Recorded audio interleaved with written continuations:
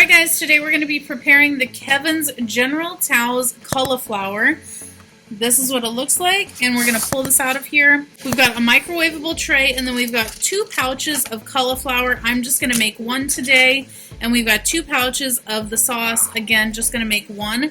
First thing we need to do is cut this open, and we're going to drain all of the liquid out of it. Now that we've drained all the liquid, we are going to choose to do this in the air fryer. You can do it on the skillet or the microwave, but air fryer is going to make it a little bit crispier. So I've preheated that to 400 degrees.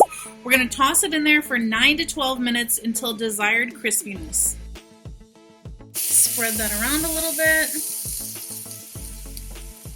I'm going to let it go until about probably 10 minutes. I'll check it.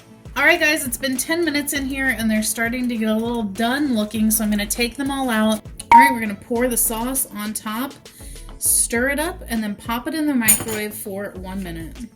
Alright guys, and this is what it looks like all finished out of the microwave. If you want to know how this tastes, check out our other channel, 5 Minute Eats, where we're going to do a full review.